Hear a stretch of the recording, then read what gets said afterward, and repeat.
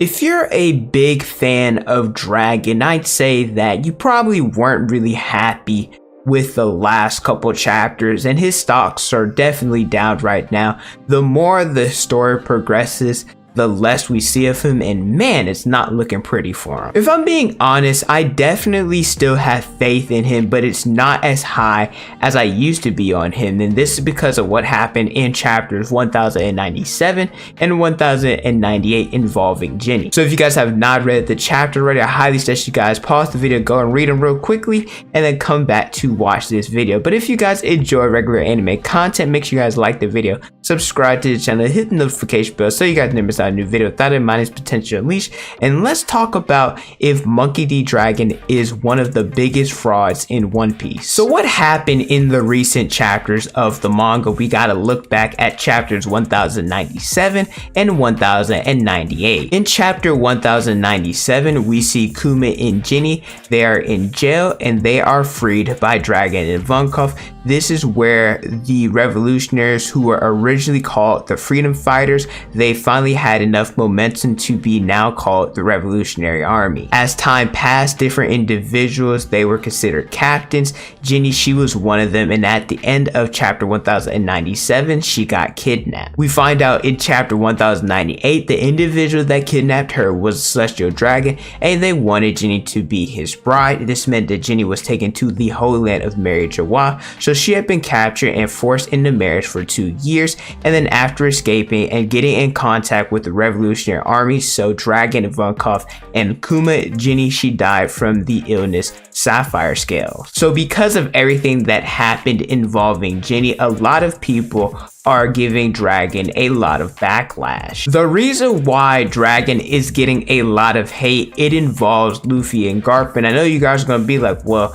what do they have to do with anything? This is because if something were to happen to someone that they were close to, they wouldn't hesitate to take action. Let's start with Luffy. He broke into Impel Down and Marine for All to save Ace, and those were two government facilities, and although he was unsuccessful in saving Ace, he did everything that he could to try and save him. Same with Robin. At Ennis Lobby, Luffy declared war on the world government by shooting down their flag, all for a member of his crew. Then there's GARP. He got a lot of crap thrown his way because of his choice of choosing his job over saving Ace, and this isn't just by Dada, this is by the One Piece community as well. So most recently in the manga, GARP, knowing that it was a losing battle, he went to Hashinosu and saved Kobe, even though he's now kidnapped instead. So these two individuals, they were willing to give up their lives, do whatever it takes to get back the individual that they were close to. For Dragon to be related to these two, GARP being his father and Luffy being his son, you would think that he'd be willing to do the same thing. One thing I do want to mention, and I'll talk a little bit about this point later in the video, I do think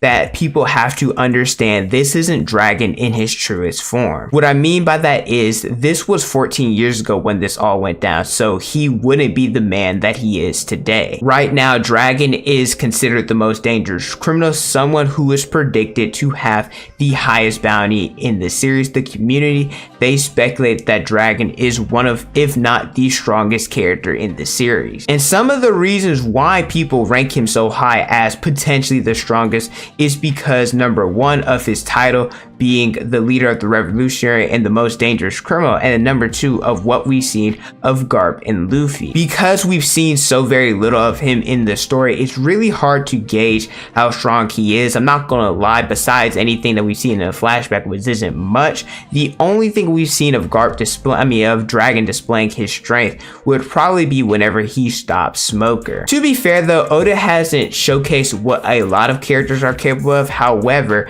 the difference between them and Dragon is he's starting to sprinkle a little bit more. For example, look at the Admirals and Shanks. Now in the story, they've shown to do a little bit more. Mihawk, he's another individual that we don't truly know how strong that he is, just based off of title and speculation. That's all we can go off of. But now that Shanks has done more and Mihawk is Shanks' rival, well, whatever Shanks does, Mihawk's going to get credit for as well. So the characters that we didn't know their strength or what they're capable of, Oda has started showing little by little. Whereas we've probably seen more panels of Dragon just sweating and looking all concerned and confused rather than anything else. To kind of defend Dragon a little bit, I do want to mention that Mary Joelle, it's a different beast than anything we've seen so far. This is because everyone would be involved. Garp and Luffy's situation, they were a little bit different. One was against pirates and the other one was more so against the Navy. Going to Mary Joa is going to be more challenging. I mean, look at what Zoro said in chapter 1060. When Luffy was ready to go to Mary Joa, Zoro, he had to stop him from making an impulsive decision, because looking at it, people have to realize that the Seraphims and the Admirals, they wouldn't be the only people that are fighting here. The Holy Knights and the Gorosei, they would get involved as well. We've already seen how Sanji fared against Agorase as well. The Holy Knights, they are led by Garland, who distinguished himself at God Valley, and they had so many heavy hitters that were there. He's even speculated to be the person to scar Whitebeard. So I'm not saying that the other Holy Knights are going to be on his level, but they probably are close to him in strength, making them difficult opponents. And even Dragon mentioned that once they get involved, the fighting will really get started. So people have to realize it isn't just something so simple that, hey, we can just barge into Mary Joa and get Ginny back. I kind of alluded to this earlier, but the revolutionaries that we see now, they weren't who they were 14 years ago. The chief of staff, Sabo, who's only second to Dragon, him and his strength now, it wasn't like that back then. Hack and Koala, and I know they're not the strongest individuals, they're not going to be taking on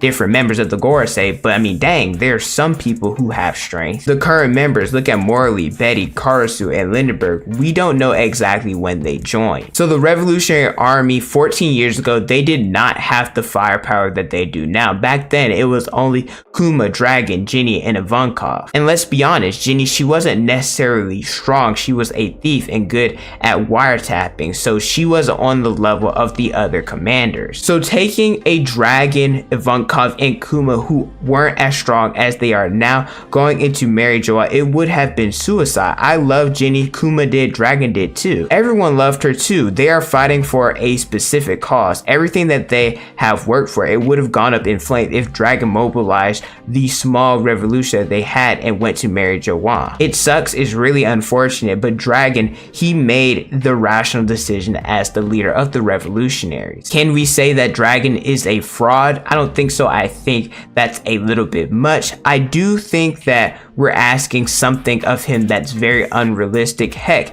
even if Dragon was the strongest character in the series, and if he went alone, he still wouldn't have been able to save her by himself. So yes, it sucks that Ginny died, and it sucks that Dragon was unable to do anything about it, but eventually he'll be able to avenge her death. Also, another reason is for plot. I mean, look at everything involving Kuma, Dragon, Vegapunk, etc. If they went to Mary Joa that day, then nothing that happened after chapter 1098 in the beginning would have ever happened. I will say though, I need Oda to stop drawing pictures and panels of Dragon sweating. For him to be the leader of revolutionaries and for us to speculate the type of man he is, I'm gonna need him to stop looking so bad. But the reason why I decided to make this video, because after this chapter, Twitter has been going crazy. I know you guys have seen it. But let me know how you guys feel about Monkey D. Dragon in the comment section below. You guys think he's a fraud? You guys wish that we got to see him do more when Ginny was captured? Let me know in the comment section below. Thank you guys so much for watching. Don't forget to like, comment, and subscribe.